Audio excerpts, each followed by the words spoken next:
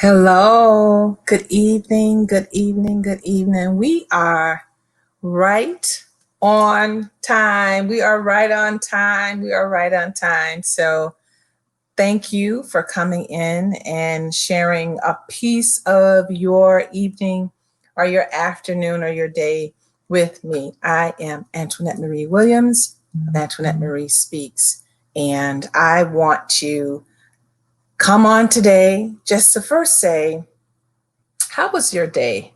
Um, how did everything go for you? How did your children act today? Good evening, Lori. Come on up in the room. Come on up in the room. And so we have a fantastic, hey, Shamika. I knew you would be on, Shamika.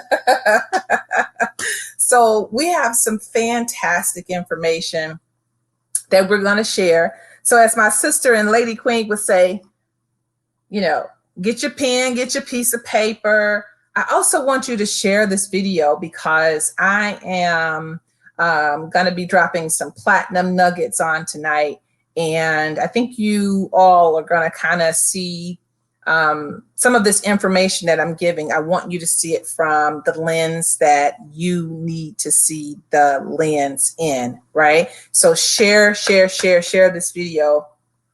And I'm gonna give us just a couple of minutes so y'all can get everything that you need to get it together. So definitely listen, I have my pen and my piece of paper. I have my notes as well.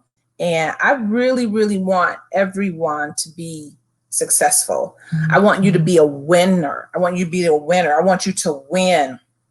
And so I am also speaking to male and female, because there's something that I heard somebody say that money is the answer to all problems. I know y'all don't think that's in the good book, but it is. So we are going to talk about it today. We're going to talk about everything that has to do with money matters. So I say we get into it, right? Are you ready, Lori? You ready, Shamika? Let me know if you're ready. Or if you're not ready, I'll sit here and eat my blueberries. Just give me a thumbs up if you're ready. Give me a thumbs up, Lori. Give me a thumbs up, Shamika. Okay. All right. So the first thing that I want to do is that I want to put a disclosure out here. And I have opened this up particularly as well to all military families and particularly military spouses.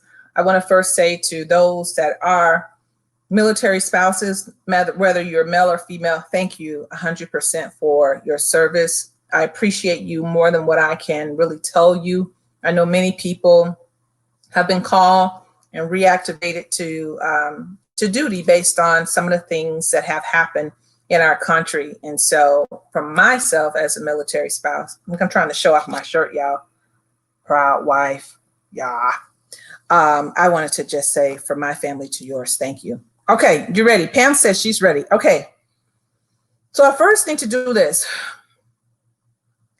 I want to first put out a disclosure. I am not a stockbroker.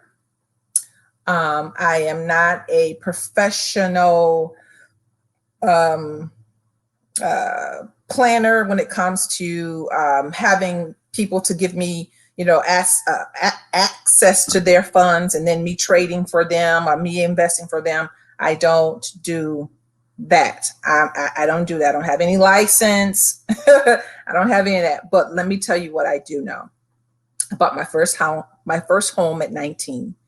I got a little bit of experience, y'all. I've owned multiple properties, and I'm not saying that to brag or anything like that.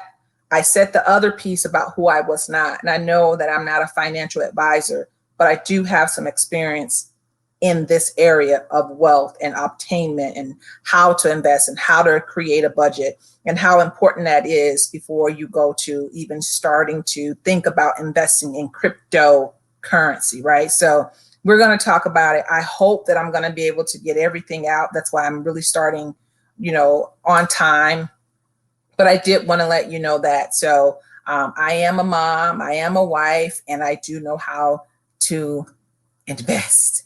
And so I want to see you invest, and I want to see you retire, and retire, not just retire. I want to see you retire well, right? I want to see you retire well, right? And so that's my disclosure right there, okay? So, our disclaimer rather. I want to say this. So, someone had asked me, and this actually came in from Bridging the Nations, and we were having some conversations about wealth. So I'm just going to give it to you just really, really quick. And I have my notes here. So the first thing is this. I hear a lot of people talk about investing. I hear a lot of people, good afternoon, Angelique. I hear a lot of people talk about cryptocurrency. But I want to say this to you. I think cryptocurrency has its place. I think stocks have their place. I think ETFs, exchanges, we can get into that, probably not on this particular training, but maybe another one. I think mutual funds, I think all of those investments have their place. But I want to say this to you because I love you. We need to start first with managing your money. So we need to start with what, y'all? We need to start with a budget. I know y'all don't really want to talk about having a budget, but I'm going to tell you this. In order for you to be successful in money management, in order for you to be successful in cryptocurrency, exchanges, options, you have to know how to manage the money that's coming into your home every week, bi-weekly, or every month. And so today, I want to concentrate on just a few areas that I believe will help you manage and also budget your money. So I'm going to be going pretty quickly here because I think that it's absolutely important. And then next week and a week after, we'll talk a little bit about all of those trading securities, right? We'll talk a little bit about that because those are important as well. So this is one of the things I wanted to say. It is imperative for you to have a budget. Now, when I say a budget basically is, what's coming in your home, what money, income that's coming in, and what's going out, right? So we have to start to respect currency. So all money is flow. Money is just flow, right? We have to start respecting that. And one of the things I want you to write on your paper, right away, just write budget. Just write the word budget, right? When you write the word budget, right, it makes you, kind of provokes you to discipline. I know you don't want to write a budget down because you really don't want to know how much you're spending. Well, beloved, too much is given, much is expected, much is required. So you have to know of the resources that you're getting inside of your bank account, your savings account. You need to know what's coming in. Now, some people will ask me, and I'm going to do a Q&A at the end, but some people ask me, should I have a bank or should I have a credit union? Honestly, I say you can have both. Typically, credit unions are a little bit more lenient. You may have a few more programs. Sometimes the interest rates are a little bit lower at a credit union, but you can also work with a bank as well. Here's the thing that we're going to talk about. I'm going to talk to you today about the 50, 15, and 5 rule. And I know you're saying to me, Antoinette Marie, hold up now. You say you're going to talk about budgets.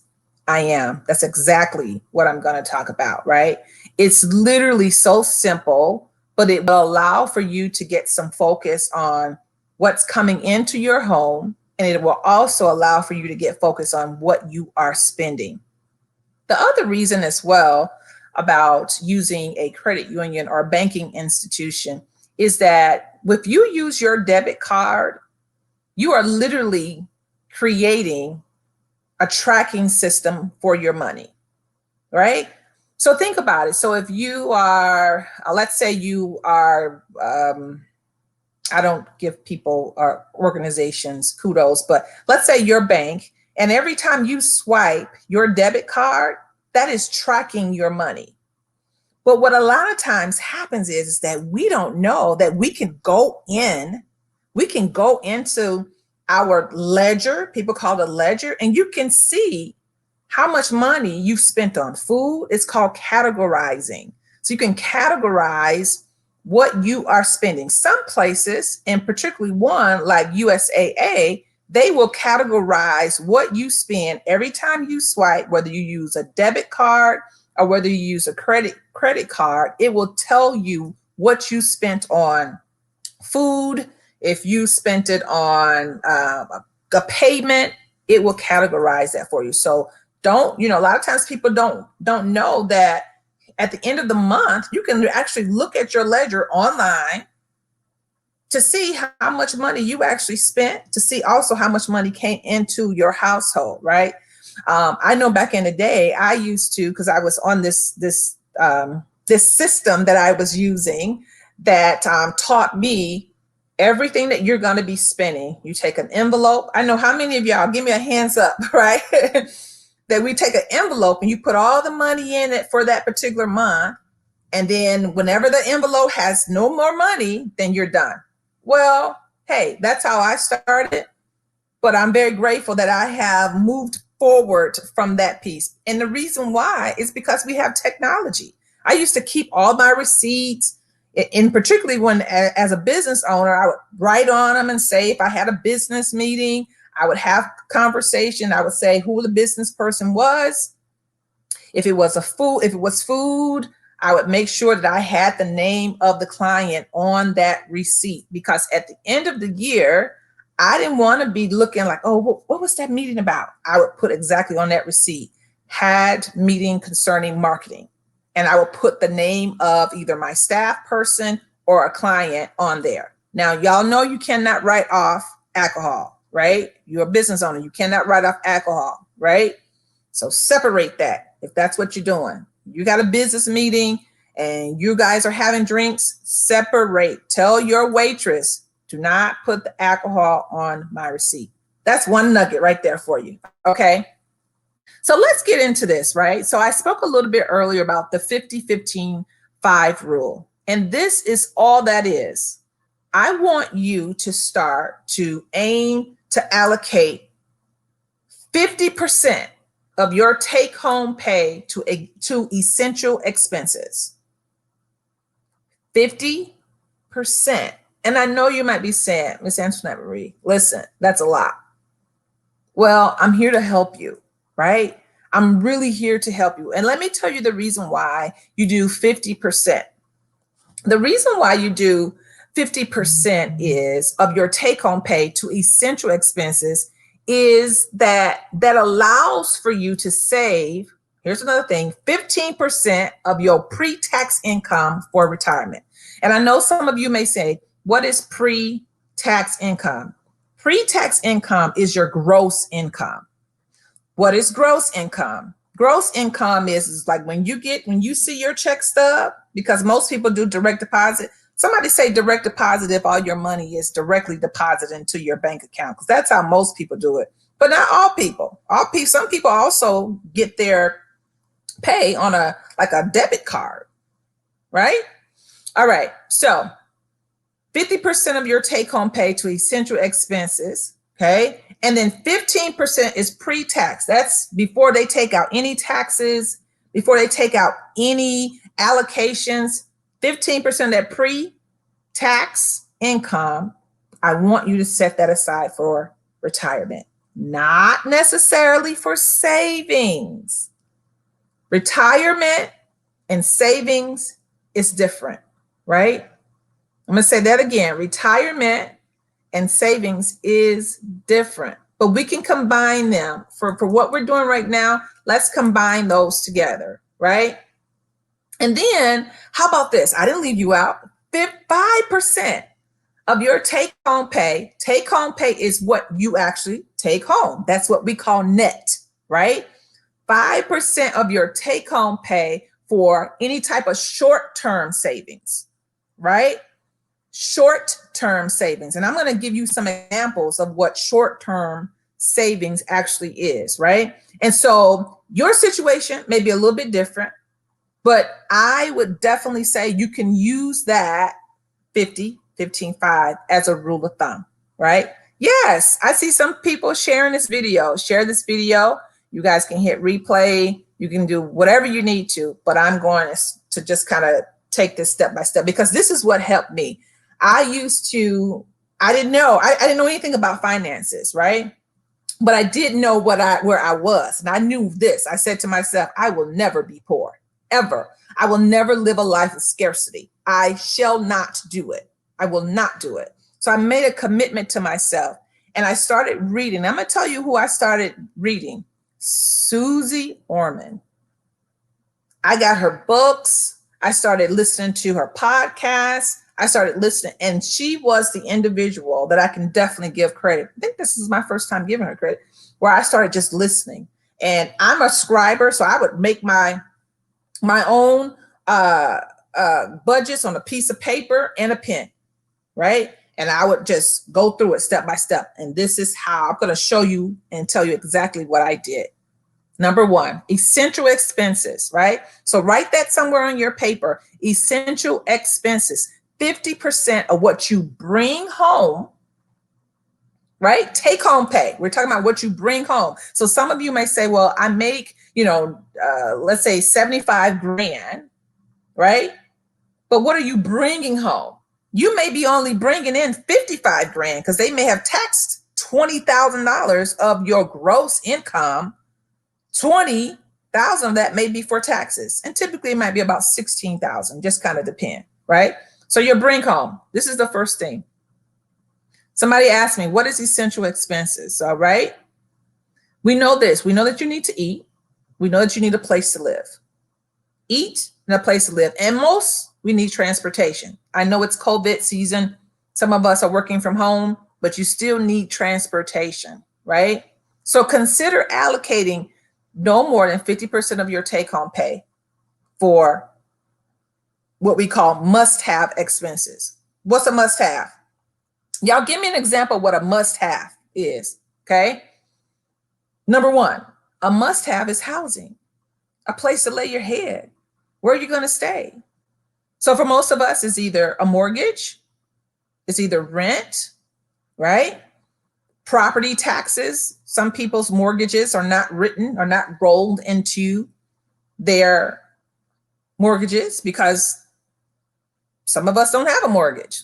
Some of us houses are paid off, but you still have to pay property taxes, right? So these are essential expenses, utilities, electricity, gas, water, right? We're going to talk about toiletries as well, but the essential areas, number one, housing. Number two, food, groceries only. Now, I'm not talking about going out to eat. That is not essential. I know we like to go out to eat, but in this particular area, good job, Facebook users. I see what you're saying. Car, medical, health insurance. Good job.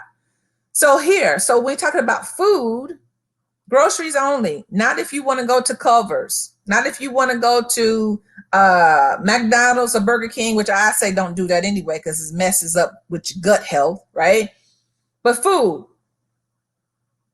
Unless you are really considering going out to eat as essential and you never cook and you always go out, that's different. But we know we have people that cook, right? Because we can't really go out in a whole bunch of places anyway. So that's two.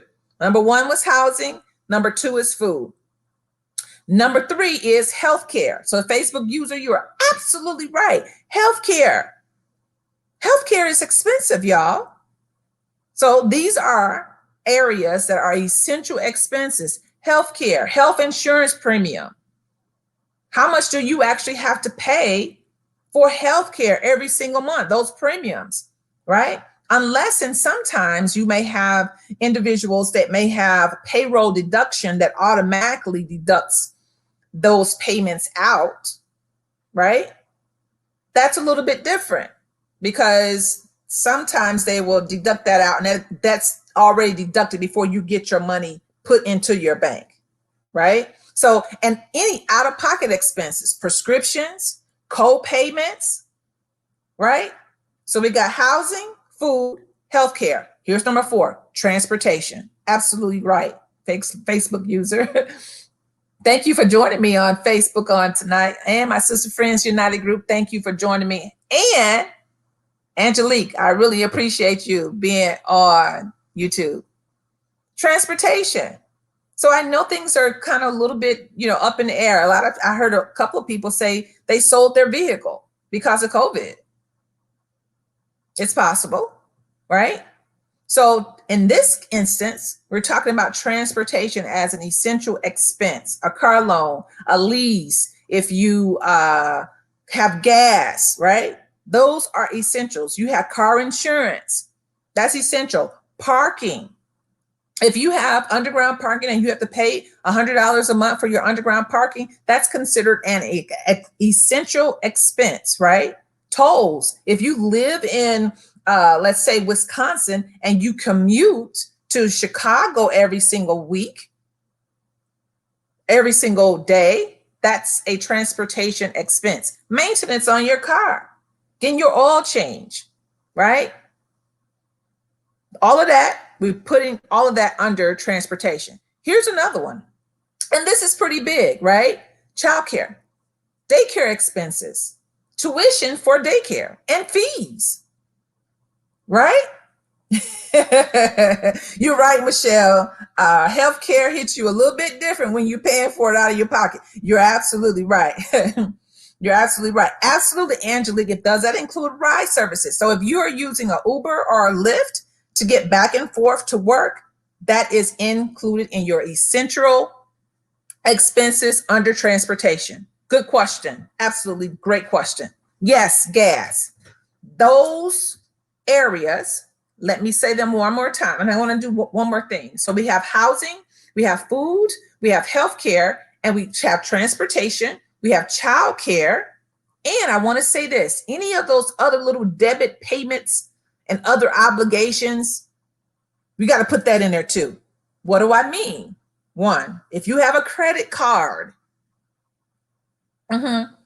that's considered a part of that 50% essential. Basically, what that means is that you must pay it. You got to pay your credit card bill, y'all, right? If you have a student loan, you need to put that in under the 50% essential expense. If you have child support, you need to put that in under, definitely put that in under, because we love you and we don't want nobody to come get you, right? So you got to pay that. You have to pay your student loan. You have to pay for childcare. You have to pay for transportation. You have to pay for health care. You have to pay for food, right? So put that in there. And if you have to pay, let's say, for instance, alimony, or you have to pay for life insurance. Everybody needs to have life insurance, y'all. Okay. All right. So those are the 5 areas that may have been 6. Housing, food, healthcare, transportation, childcare, and any other debit payments. Those are essential. And you take all of that, and let me show you what you're going to do with it. You're going to create. Now, if some of you use Microsoft, you can create it through there. It's basically an Excel spreadsheet. Microsoft has a template already. You can design it however you want. You can put beautiful colors on it. You can do however you want. But I will tell you this, if you have a checking account, it's already done for you. It's already done for you. You go to your bank, you log in on your bank account, if you have a bank account, and it's already done on there. They usually will have like a pie chart, right? And they'll show you, oh, you spent 10% this month on this. You spent 50%. Let what you're already utilizing and paying for, let it work for you, right? So all those things, we want you to keep that below 50% of any money that you have bringing in. So let me give you an example. So I'm going to do small numbers. So if you bring in $1,000 a month, that means what? Only $500.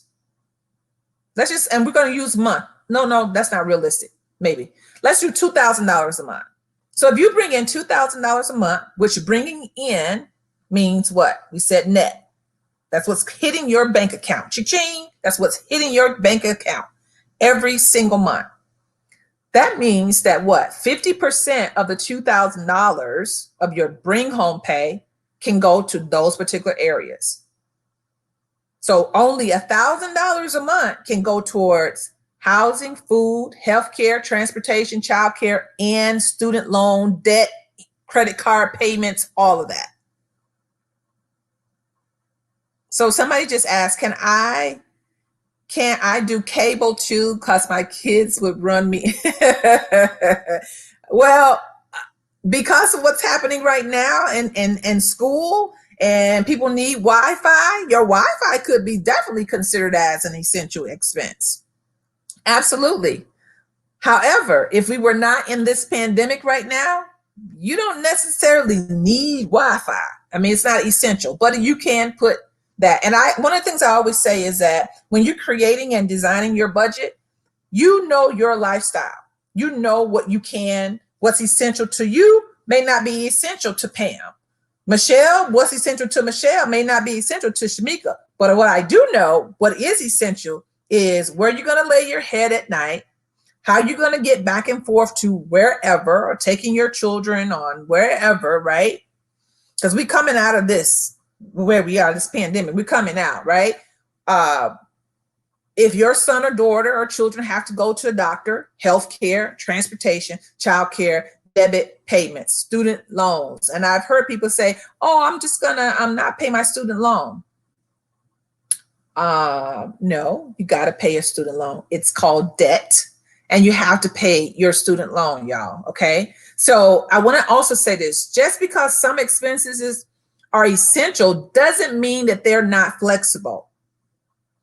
The great example is small things such as, let's say, for instance, childcare, which is a big thing. But if you have someone that has said to you, hey, you only have, since there's a pandemic or whatever, pay me every other month, or you may have had the opportunity to defer your credit card payments if you spoke to your credit card institution.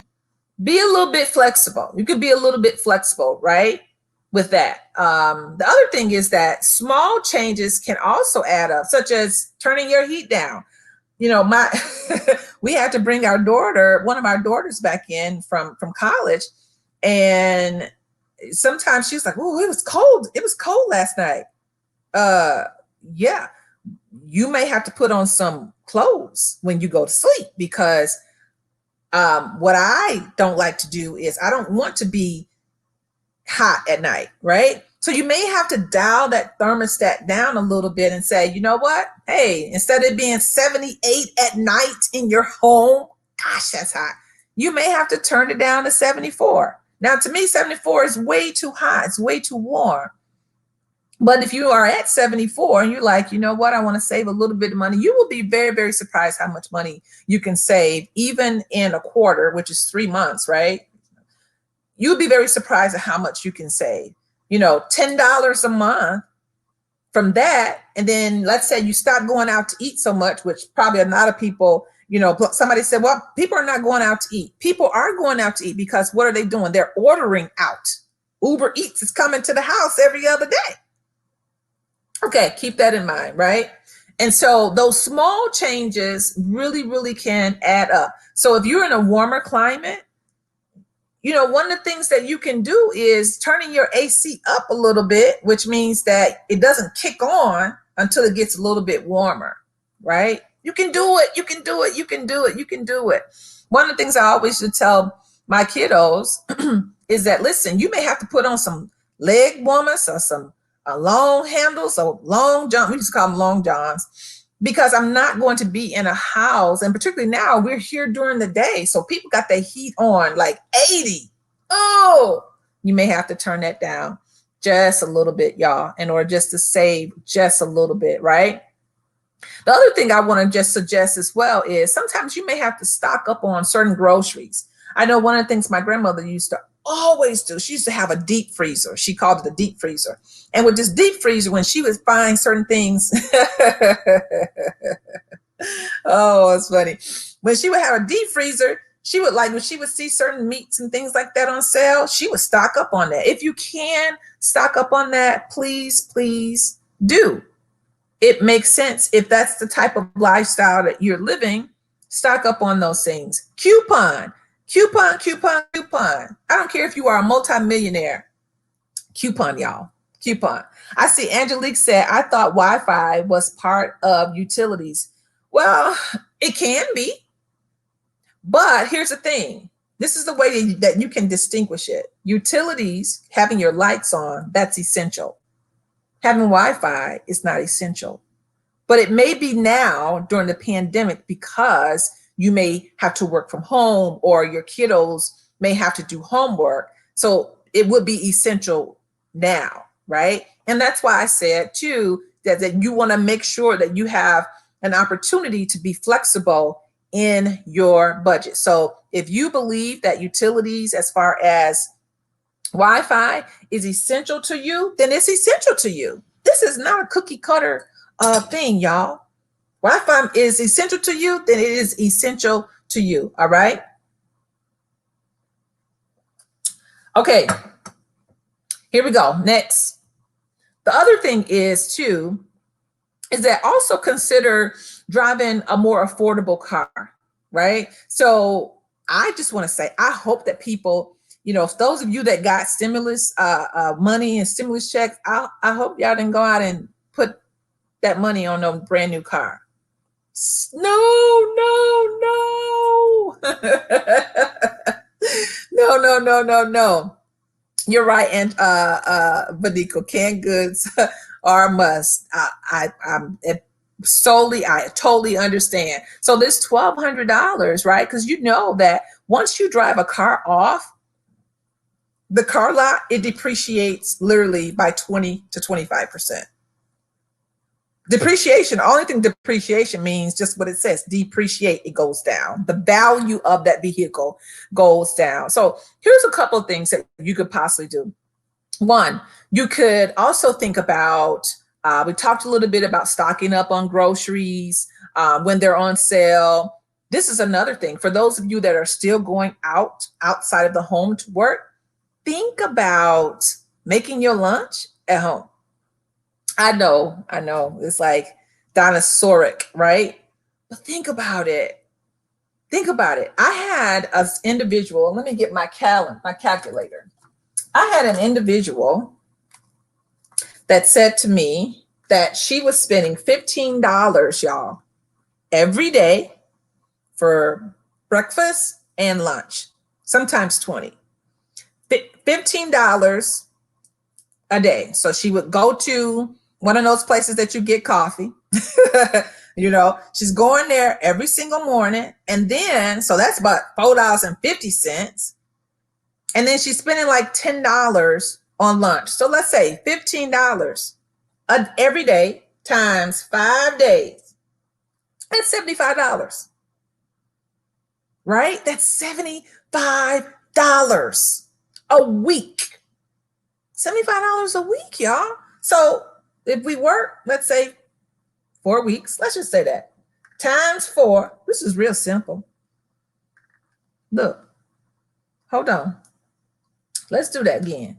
So she's doing $15 times 5 days, that's $75, and she's working 4 weeks. So let's do times 4 weeks. Look, that's what she's spending. That's what you're spending, $300 a month on takeout, on food, just lunch. Just so if you make $1,000, let's say you make $1,000 a week, you got to do some subtraction because that money is coming out. So you are paying yourself to go out and work, like when you could be really saving money by making your own lunch at home. Vaniqua, you said there are so many apps that pay you change that adds up for just scanning your receipts. That is absolutely true. I have not tried those apps, But I will say this, one day I'll get an opportunity to talk about credit cards and how to really utilize credit cards to your advantage. And that's one of the ways with credit cards that are specifically good for you. And we can talk about that a little bit later. So those are some of the other things. But also, if you know that you have a friend and y'all have both been COVID test free, maybe y'all carpool. I don't know. That is an option though, because gas is expensive. Where I am right now, gas is like $2.45. Maybe that's a little bit okay. Not really sure, right? So here's the other thing too. If you are paying for your health insurance, you may want to consider what's called a high deductible health plan. With the people call it a health savings account. We'll talk about that a little bit later as well. So remember those things that we just spoke about. Those essential 50% of your take-home income should be going towards those essential things, right? Housing, transportation, childcare, food, those things, student loans. Okay. So now let's go into this 15%. So 15% of your take home, your bring home income, I recommend that you put those funds towards retirement, right? Now, retirement is a little bit different from savings. Savings is you have something, and we're talking about that a little bit later too, is something that you really know that you want to get, and you decide that you want to put some money away to save for that. But right now we're going to talk about savings accounts. So I want to just say this to you. It is so important to save for your future, no matter how old you are, no matter what your age is right now. It's still important for you to start to save. If you're 50, if you are 55, if you're 20, it is important for you to start saving, right? And I know from my research, pension plans are almost non-salient. They're almost non-existent. It's difficult to go someplace and somebody says, "Oh yeah, we're going to give you a pension." That doesn't always happen, right? And so the other thing that people a lot of times are saying to me, Miss Antoinette, I think I'm gonna have some Social Security. Who said you're gonna have some Social Security? Do y'all see what's happening in this world right now? We're talking about Social Security. So if you do get Social Security, I want to say this to you, beloved, it probably will not cover all of your expenses for every single month, right? If you are blessed to get Social Security, it probably will not cover all of your household needs once you get to Social Security, say that 5 times age, right? And so you're going to have some money somewhere. You just are. You're just going to have some money somewhere. And so I would suggest, because this is what I have done, that every piece of money that comes through your home, or let's say your income that comes through, that you retirement save 15%. In fact, I also want to say to you that if you think that you're going to have Social Security may only provide 40 or 50% of your household needs or what's essential, right? So let's say, for instance, if you have Social Security, if you're thinking that you're going to get Social Security, and your Social Security payment every month is, let's say, $1,000, right? But your bills, your debt is $1,500. Where are you going to get the other $500 from? That's why it's very important to save for retirement, right? Because the Social Security is not going to pay for everything that you need, even though you might be older, and maybe though sometimes people feel like they're, like, my children need to work because you got to take care of me. No, that's not always how that works, right? So we talked earlier about being flexible. You got to be flexible in your mind. You got to be flexible in your mindset as well, right? So 15% of your pre-tax household income, you want to set it aside for retirement. And now, if you want to do a little bit more, this is just the base, right? We're just talking about the base, right? And so I want to tell you, so that 15% of your pre-tax household income for retirement, and that also includes your contributions and any matching or profit sharing contributions from an employer. So what is matching? So if you have an employer that says, hey, we love you, you're great, you're dynamic, and because you are our employee, we're going to match up to 4% of what you place in your retirement, what you save, or your 401k, basically, right? So when you don't, when your employer tells you that they're going to match up to 4%, so let's just do some numbers. So if your employer comes in and they say, we're going to match 4%. So if you put in 4% of your pay, we'll put in 4%, up to 4% of your pay, right? So some of you have to now go back to your employer, to your HR, working with somebody in benefits, and ask them, does my employer do a match on my retirement contribution? Make that be your assignment, that you go and you ask your HR benefits department, does my employer, who you work for, have a match? Do they do any retirement match? You will be surprised. And particularly when people have been working for companies for a length of time, they forget, because it's hard to change a habit. It takes 21 days to change a habit. So if you've been working at an organization, corporate America, for 5 years or 3 years, or even sometimes 2 years, and when you did your onboarding, they told you all this stuff. But what do? We just sign because we happy and we excited. We forget that they said they're going to give you a 7% match. When you don't take the match on your retirement, you are giving away free money. That's basically, you just throwing it out of the window. So when your employer says, listen, we appreciate you so much as a valued employee, we're going to match you 4%, 5%, 6%. I heard somebody say that their employer matches 10%. Take the match, right?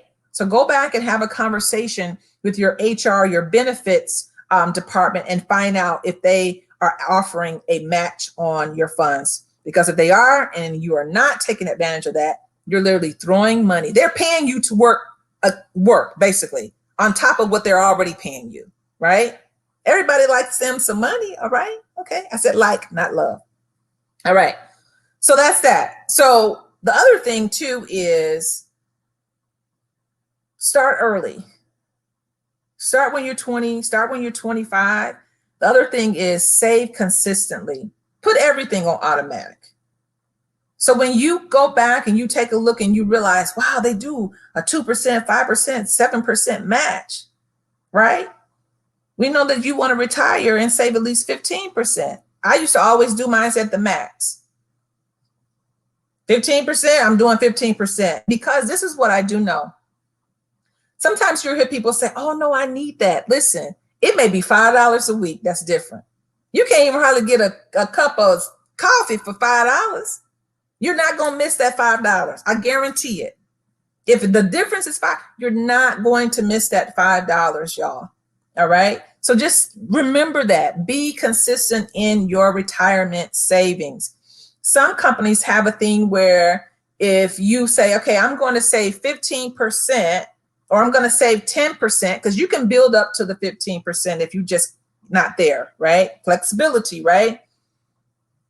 But some companies have it where they'll say automatically, and I know Fidelity does have this option, right? Fidelity does have this option where if your employer utilizes them for their 401k, there's a little tickler at the top left-hand side, and it will say that you want to every year, you want to go up a level. Or sometimes you'll hear people say, well, I want to increase my contribution by at least 1% every single year, starting on January the 1st. Some people, like me, because I was so into saving, I want to increase mine by 3 to 5% every single year, right? Some people can't do that. But even if you can do it 1%, increase your contributions at least 1%. Now, if y'all have questions, I know this is a lot of information. If you have questions, just put it down in the comment section. I just want to know, am I going too fast? Is this too much information? Do I need to speed up? Just let me know. It's real different doing a training virtually because you can't really see people's faces if they got it. So help me out. I would appreciate it. So the other thing is this. So we talk about a 401k, right? A 401k plan is for your retirement. An employer will offer a 401k, right? Typically, if you are self-employed, you don't get that advantage to have a 401k, typically, right? The max amount of money that you can put is 2021, brand new, we're in January. The max amount that you can put into a 401k is $19,500. Shamika, will you please put that in the comment section for me? The maximum amount that you can place in your 401k is $19,500, right? That's the max that you can put. There are a couple of exceptions, but I'm not going to go into exceptions, right? There's also, when you talk about looking at your pre-tax money, there's also something called an IRA, individual retirement account. Now, many times we hear people talk about this, and they're talking about the traditional account, right? And I definitely want to say, please speak to your benefit officer about some of these options. Talk to your benefits officer about some of these options. If you work for a nonprofit, you may have something called a 403b savings plan. The only difference between a 401k, majority difference between a 401k and a 403b is who you work for. Typically, 401ks are for-profit companies, for-profit businesses. They utilize typically a 401k. 403b typically are utilized by nonprofit organizations, right? So if you had a 401k and IRAs, ooh, child, you are doing great. So you can, we talked about 15%. You can spread it. So if you say I got 15%, I want to put, let's say, if your company does a 4% match, you want to put at least 4% up in there. So that means you're getting a match up to 8% of your money, right? So you putting 4% in, you can put that other 11% in a IRA. There's also something called a Roth IRA. You want to consider a Roth. Roth has lots of advantages. After you've been and placed your principal, your money, into a Roth IRA, you can actually pull from it. You can actually pull those funds from that particular IRA without penalty based on your situation. If you have a hardship, you can also pull from your Roth as well. So nowadays you hear a lot of people talking about their Roth. I would suggest doing a Roth because that's really, really important. Okay, so let's go a little bit further. Let me check the temperature. Are we okay? Somebody say okay down there. All right, so this is what I want you to think about. Here's a strategy, right? So how to get to 15%. So if you're contributing that amount right now, great, awesome. You're doing a fantastic job, right? A fantastic job, right? Also, I want you to also remember each and every year, typically organizations or companies will have meetings for individuals that may want to do some changing. It's kind of like every year they may have like a benefits meeting. I know those meetings many times people don't go to. They'll just, select, oh, I'm going to do the same thing I did last year. I'm going to do it this year. Don't do that. You may be missing out on absolutely fantastic information. That's maybe where they tell you that they're upping the match for the 401k. Go to those meetings. Another strategy is to start contributing at least enough to meet the employer match. We talked about that, right? So now let's go into the short-term savings, right?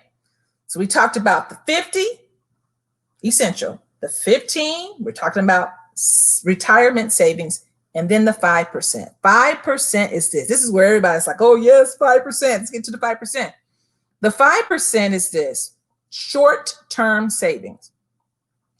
Everybody can benefit from having an emergency fund. And this is the area where I really want to just do a really good dive in for the next 7 minutes.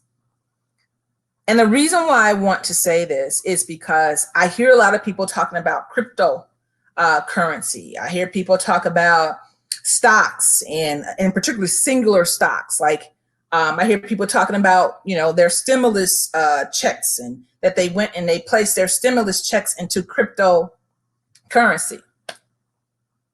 I love you, but that would not be the way that I would do it, right? And I'm going to tell you the reason why. You need, beloved, to have an emergency fund. What's an emergency fund? An emergency fund is when you are driving down the street and you run over a nail and 3 of your tires bust.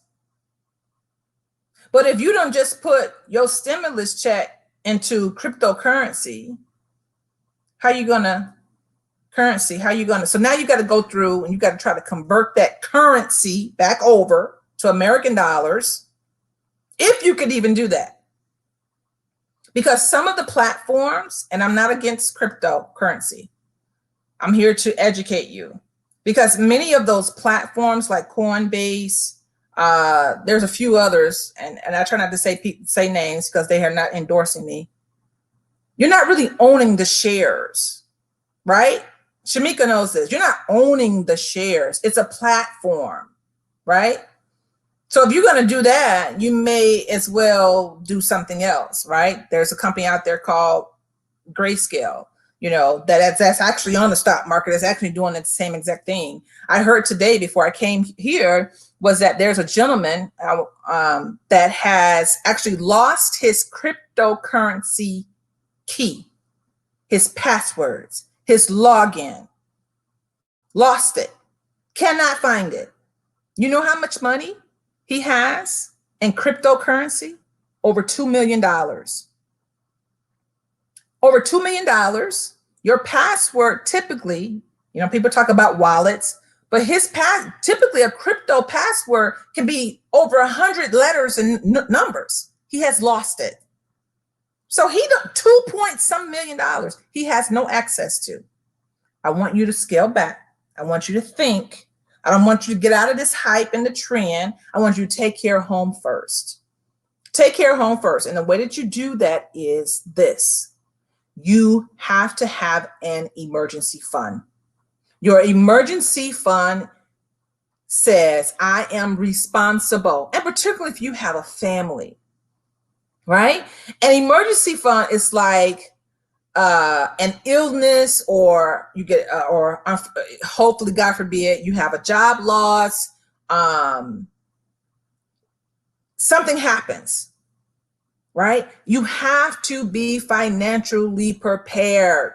You have to be financially prepared. I'm going through my notes, y'all, right? For things that may happen. So I always say the good thumb is to have enough put aside in savings. And I'm going to talk about savings account. I am not an advocate of, you know, you should not, you know, like if you got 10 grand sitting in a savings account, oh, help me. I want to teach you how to do that a little bit more savvy. Not better, just savvy, okay? But a good rule of thumb is, and this is Antoinette Marie speaking, I know other places will tell you, oh, have 3 months of funds in the emergency funds. I say 6 months. Have 6 months of household essential dollars in you. I know, Beniqua, I know, beloved, I know. Of 6 months, you can do it, of essential expenses, right? So think of an emergency fund more like contributions to a regular bill every month. So you hear people say all the time, pay yourself first, pay your emergency fund first. right? At least within there, right? Until there's enough to build up. So that may be, okay, some people got a stimulus check. Instead of you going out and buying and purchasing cryptocurrency, put that money in a CD, certificate of deposit, build up to your emergency fund. So if you know, we're going to just use even numbers. If you know your essential, your household debt, food, housing, mortgage, student loans, all of that we spoke about earlier is $2,500. Let's say it's $2,500. If you got a stimulus check, and if you got another stimulus check, depending on how, some people got big stimulus checks, I was told. I'm saying I would not be utilizing that money for cryptocurrency right now. I would be utilizing those funds for an emergency fund, 6 months of an emergency fund. So I know it's going to sound like, oh my God, how can I do that? So if you know that your bills and your essential, that 50%, remember that 50% of essential expenses is $3,000. I feel like Tyler Perry. So if you know it's $3,000, right? If you know it's $3,000, I know this is going to sound crazy. You take 3,000, you took times 6, 18,000. I know you're saying, listen, Miss Antoinette Marie, ain't no way I can save $18,000. Yes, you can save it. Yes, you can save it. I just showed you that you can save at least $300 if you're going out to eat and spending money on lunch, but it's time. It's over time. I'm not saying to save 18K in a year, but start doing something. So you have this training, and now you can look at it and say, because now you have the knowledge. You can't say, oh, I didn't know. And then as you're getting ready, you driving to the let's say to the park, and all of a sudden something happens, your what's that called? Your transmission goes out. How you gonna pay for that? If your car is used and it no longer has the manufacturer warranty on it, who do you think paying for that? You paying for that, right? So you have, and I know a transmission can cost $2,500, $3,000, right? Ask me how I know. Mm-hmm. So take baby steps, right? Put money away. Put 5% of your bring home money, put that in an emergency fund. Some people will put it in a savings account. I want to just say this. Savings accounts right now are yielding 0.0001%. Maybe. Here's another option. Open up a certificate of deposit, which is basically a CD. There are some places that I just saw a couple of days ago that are giving 2.96%. Is that a lot? No, it's not. But you got to take baby steps, right? So 2.96% is better than 0.001%, right? So it can gain some interest. It can help gain some interest. Now, I know some of you that are at a different level might say, hey, I took, a stimulus check and I invested it in Tesla. Well, I don't recommend that if you don't have no emergency fund. Because let me tell you what's going to happen. And I don't recommend, and particularly for beginner investors, to invest in singular stocks. It's too volatile. It's too volatile. Tesla did a split, and then, all of a sudden it came back on the market. It was like, 400. Now it's 800, and people are like, yay. But let me tell you, investing in singular stock options, you can lose a lot of money. You can gain a lot of money. But let me tell you this. Don't do that if you won't have no emergency fund. So let's do the math. So if you make $3,000 a month, right? What's 5% of 3,000? I know we got some mathematicians On here, I know we do. We got some mathematicians on here. So you take 3,000, you times 5%. That's $150 a month. That's all. $150 a month. That's all you have to save. If you make $3,000 a month in income that's coming in your house, just save 150. If you save 150, you times every month for a year, you times that by 12, that's $1,800. You are on your way to developing your emergency fund. But I know, because I believe some of you are even more savvy than that. But think about it, $1,800 a month. Some of y'all got a stimulus check over that. Some of y'all got two that was over that, right? So we're talking about that 5% short-term savings, right? Short-term savings.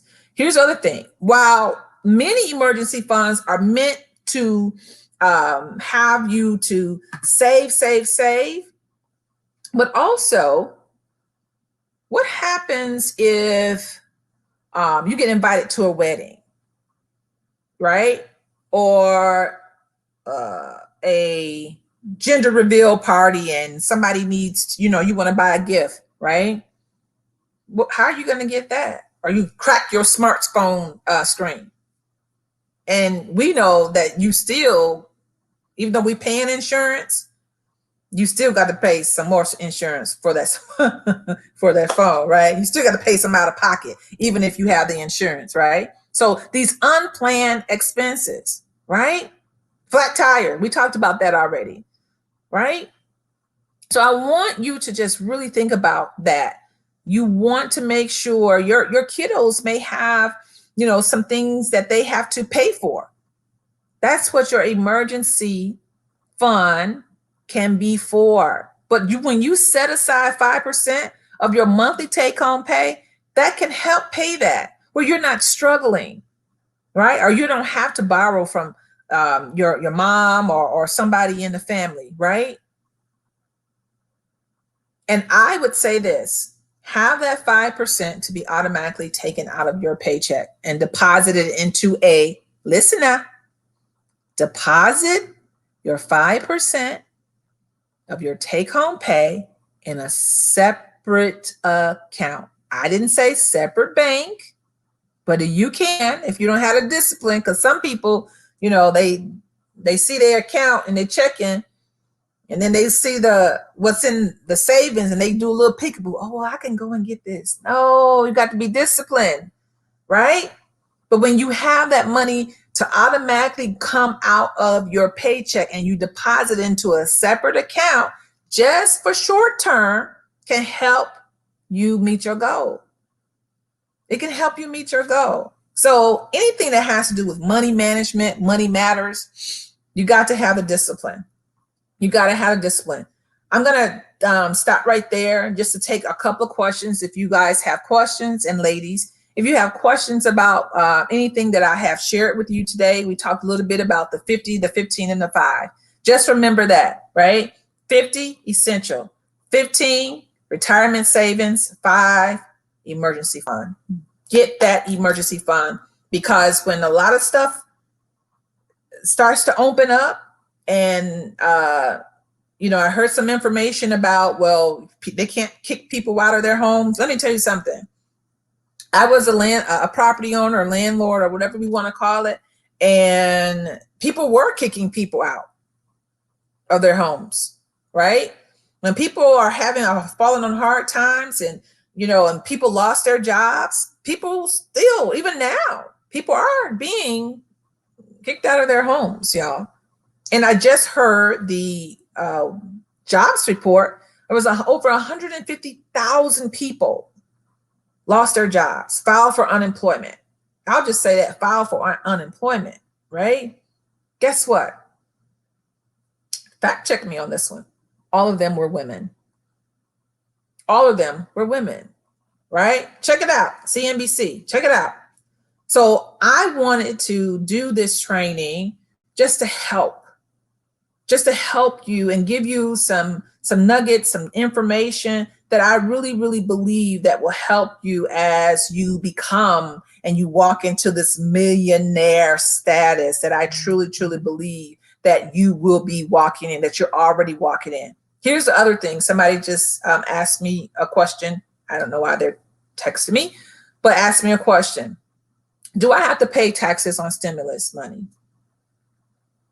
No, because stimulus is not income.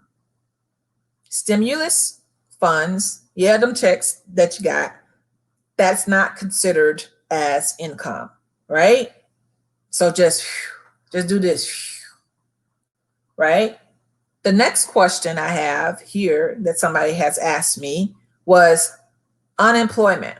Now, here's the thing. Some people got a lot of money from unemployment, right? So I saw somebody that got like 400 or 500, no, I think she got $300 a month, just regular unemployment compensation, and then $600 on top of that. Let me get, hold on. So if I can do singular math, I can do pretty good, decent at, math, not no algebra and not no geometry and definitely not no calculus, but I can do some regular arithmetic. So if they got $600 plus $300 every week.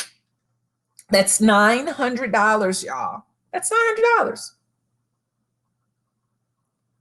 times a month. Let's say 4 weeks. Yeah, $3,600. Individuals were getting paid $3,600, y'all, in unemployment. If you filed early and you were in the time span of whatever the time span was, $3,600. Now, let's just say that's for 1 month. Now, I'm not really sure how many weeks people were getting this, but let's just say they got that for 6 months. Let's just say 6 months. All you got is real simple. Times 6 months. This 1 month times 6. Let me see what that come out to. $21,600. So some people actually made more on unemployment than they made working their regular job. If that was you, I'm not promoting that, because I think if you got a family, you need to be working unless you have another source of income legal that you don't have to, right? $21,600. Now that's before taxes taken out. And I know a lot of times people say, oh no, it's unemployment, I don't have to have taxes taken out. Listen, leaning a little bit. Yes, ma'am. Yes, sir, you do. They're going to take out taxes on unemployment. So if you are on unemployment and you're not opting to have taxes taken out, when you file your taxes, 2020 taxes, in these next couple of months, beloved, you're going to have to pay taxes on unemployment, right? You don't pay taxes on stimulus, but you pay taxes on unemployment. So if we go back to somebody's made $21,600. If you didn't take taxes, then you may be at a 7% tax bracket. So you just take 7% out of that. Or let's just look at these numbers. $21,600, and you're going to tell me you cannot budget? That's a nice emergency fund, right? So let's just say you made this for 6 months during COVID, right? So let's just say for 6 months, your bills were $3,000. Let's just say $3,000 for 6 months. 3 times 6, right, is 18,000. So let's minus 18,000. You still should have $3,600 someplace. And at $3,600, we're doing gross here, right? So please don't send me an email like she did gross. I know I'm doing gross, right? Just follow me. Be flexible. $3,600, beloved, you should be putting into an emergency fund, right? You should be putting that into an emergency fund. Then when you have income, regular and steady income coming in, you're contributing all those essentials, household, rent, a mortgage. You're doing all those things that we spoke about. I'm going to do a quick recap and I'm done.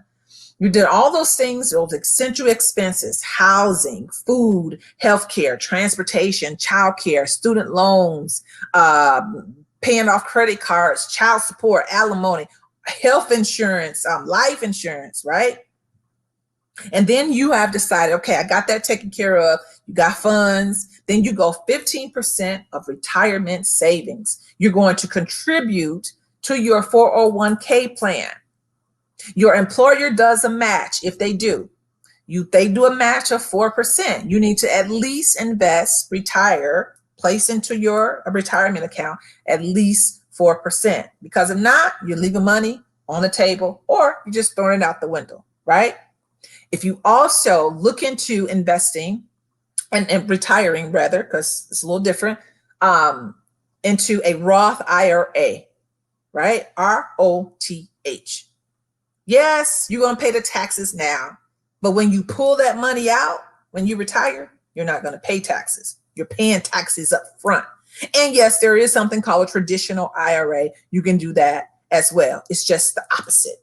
You're going to not pay the taxes now for a traditional IRA, but when you retire, you're going to pay those taxes, right? We talked a little bit about stimulus. If you receive stimulus, is that income? No, it is not, right? Unemployment, taxes. Do I have to pay? Yes, you do, right? So you're taking that 15%, you're investing in your 401k if you have one with your employer, you're investing in or a 403b if you are part of a nonprofit organization. That's typically what they have. The maximum amount you can contribute to a 401k is $19,500 for 2021. Typically. Okay. The maximum amount you can invest into an IRA, whether it's a Roth or a traditional, is $6,000. There's something called makeup, but I'm not going to go into makeup if you're like 50 and over. I'm not going to go into that. It's $6,000. Now, let me tell you this.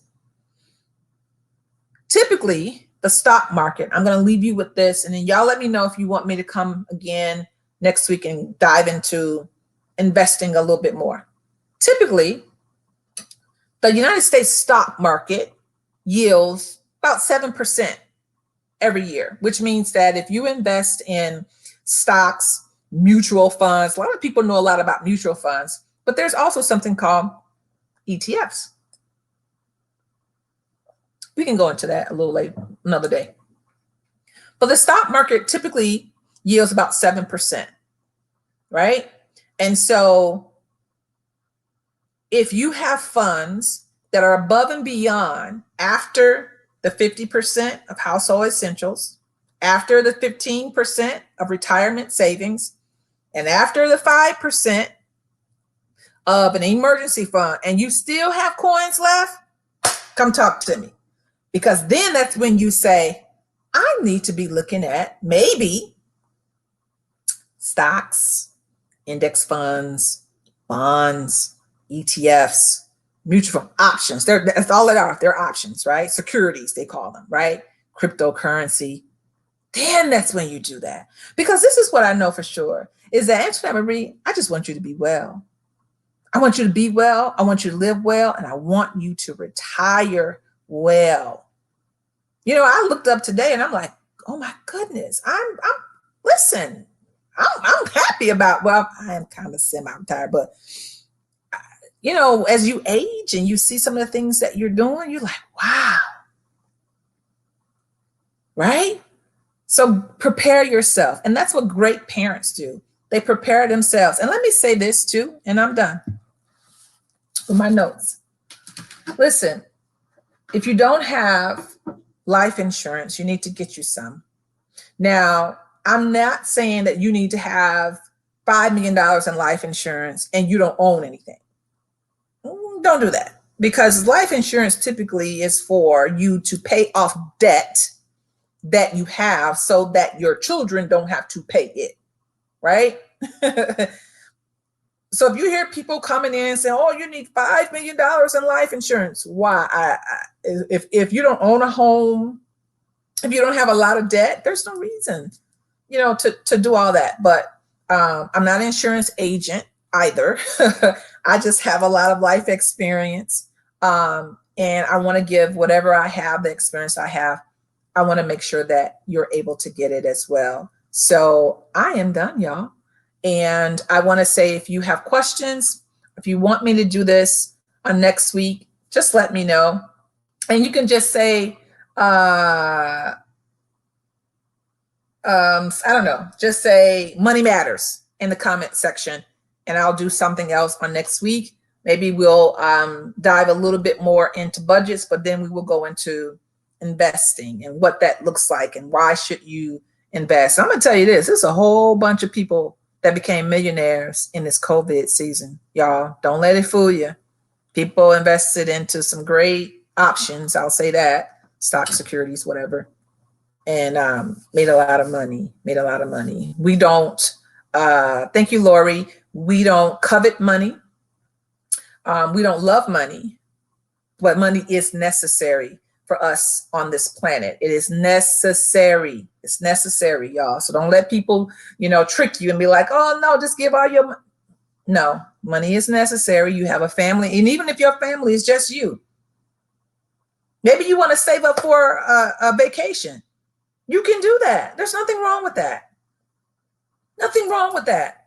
I just want to show you how to do it, right? I just want to show you how to do it. So, as always, this is Antoinette Marie of Antoinette Marie Speaks. If you have a husband or you have a wife, love on them. Let them know that they are important to you. Thank you, Vaniqua. You're very, very welcome, beloved. Thank you, Lori. Thank you so much. Thank you, Michelle Hardy. I love you, Annette Flower. Thank you so much, Shamika. Lady Queen, I appreciate you. Pamela Bolden, thank you, my sis. And our beautiful Facebook, or handsome, either Facebook user, I want to say thank you too. I really appreciate you. Enjoy life, and that more abundantly. Let your children know that you love them. Let them know that they are important to you. And even if they don't come back and say, "I appreciate you," I want to let you know I appreciate you every single day. Love on somebody. Let them know how important they are to you. This is Antoinette Marie Speaks, and I will speak to you later. Bye.